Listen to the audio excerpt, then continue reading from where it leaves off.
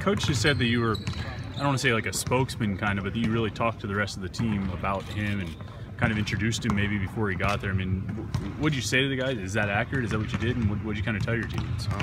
Everybody was just kind of like a little nervous. They didn't know what was really going to happen. And being down there in Nashville with them for a year, I kind of knew what to expect. So when they just asked me, whether we should stay or leave, I just told them, that the coach is a genuine guy. Everything he says, he means. He'll take care of you, and you just trust his process, and we'll get where we want to get to. Has that same theme of kind of helping your teammates get used to a new coach that you have experience with, has that applied to the court? And I guess if so, how much? Which you guys have started workouts and everything?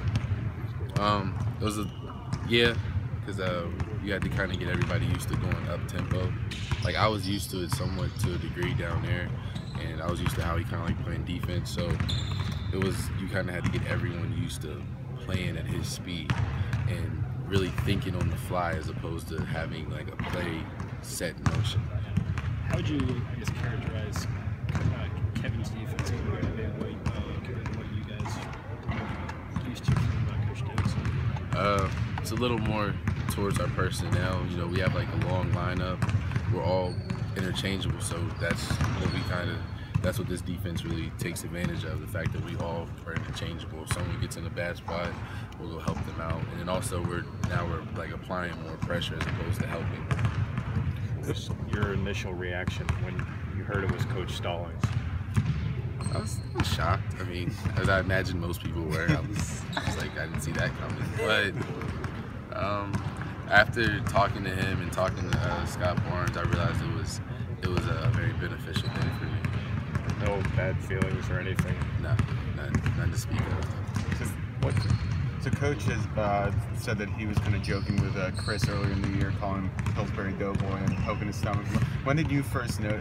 Chris now said he feels like he's in the best shape of his life. Was there a moment when you sort of noticed Chris looks a little different, or was it just a gradual thing? I would say like when I first noticed it was in the summertime, and he made like a really athletic play that I've never really seen him make, and then Coach was like, oh, good job, Pillsbury.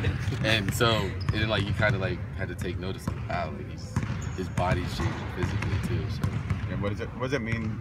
Does that motivate you to see a teammate like that sort of transform his body a little bit and work that hard to sort of change? I wouldn't say it motivates me. I mean, it makes me proud of him. Like at the end of the day, like I look in the mirror and motivate myself to wanting to go in the weight room and get bigger and stronger. So, but it was something like all right, like yeah, Chris, like you see the results, and then also it kind of went back to with what I was telling them when they first called and asked me about Coach Stallings, that he's going to bring in the guys that'll help you get better, and so that just kind of showed what I was saying was true. Kind of going off of that, I mean, some of your teammates talked about the more strenuous training program this offseason. What's the biggest difference, what you guys, kind of the work you put in this offseason as opposed to previous years? There was a lot more mental toughness. We weren't allowed to really, after a while, sometimes certain programs you kind of do the same thing over and over and over again. This one, you didn't have time to get comfortable with it. It was like you always, like the moment you even started to get comfortable with the workout, you got a whole new one. So it's kind of like being dropped in cold water, and it was like sink or swim. So it was, I mean, me personally, I loved it. I loved every second of it. It was difficult, but at the same time, it showed who's really tough enough to play and who's not. Have you noticed a difference in your conditioning because of that? Yes, I'm in much better shape than I was since I've been here. It's hard to tell with that bigger shirt. I know, right? That's why I was complaining about it. How would you describe Kevin's coaching style? I mean, he sees himself as more of an old school, accountability is really important. Is that something that these guys, I would, on the court, I would call it like structured freedom. Like we're put in place, and then he just says go, and then we go make the plays. Off the court, it's like you said, everything's accountable. We're kind of held to like a professional standard now. You got to be on time to everything. You got to go to all your classes. You got to turn in all your work. The culture is like slowly. I won't say slowly, kind of rapidly. It's changing to how he was at Vanderbilt. That's what I was used to when I got up here. He's very demanding off the court. He wants you to act and be a great ambassador for our program. How big is freedom when it comes to this system? Is that a big part of it? Yeah, it is. I mean, we're at the same time though we're still learning it, but you know, I'm picking up on it kind of quick, so I can see, like, you know, it gives you the opportunity that, like, if you have a mismatch, you can go by him, but if not, you can continue into, I wouldn't call it a play though, I'd call it a set, and you know, you can continue into the set, and then there's always something next with the sets. So what's it like with Jamel at point? What's that going to be like? It's gonna be fun. It's gonna be fun. At the end of the day, Jamel's a playmaker. You know, he can score, but he's a playmaker. He makes plays for himself, makes plays for others.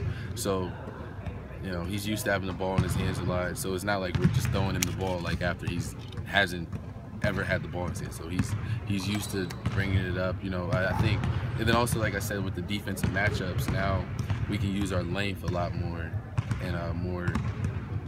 and better ways so we can pressure defenses into committing turnovers. And at this point, Sheldon, how closely does this team really resemble to kind of how things Coach Stallings had done at Vandy when you were there? You mentioned it's starting to resemble it more, but how close is it to being almost a match? I'd say about 85%. You know, we were great. We were good through the summer, and then, you know, it's just like anytime you have like a new parent, you know, there's going to be the resistance at some point. But I think as a team, you know, we met about it, and we're fully trusting him. You know, we fully trust what he's saying. You talk about learning the system, so we do assume it's not quite the same system that you learned the first one. No, it's different. It was more, the first system I was in was more based towards our personnel, or lack thereof personnel. Yeah, this one with him, right? Yeah, this one takes advantage of, you know, the personnel we have now and the skilled players we have. Do you think the defense is almost going to be positionless to a point where you guys are just going to be constantly switching off guys, or do you think it's still going to have a pretty structured defense? It's more about reading. You know, if I'm guarding somebody that's, you know, 6'10", and, you know, Millie's in the game with me, I'm not going to switch with him so the 6'10" guy can go. No. So, but when you have the forward, basically the 5 guys all 6'6". Yeah, then it's pretty much positionless defense. Sheldon, guys like you, Chris, and Mike, you've been outspoken leaders of this team for the past couple years. What's your stance on the national anthem protest? And you guys, you know, talked about putting something together. Do you think you'll put something together for that?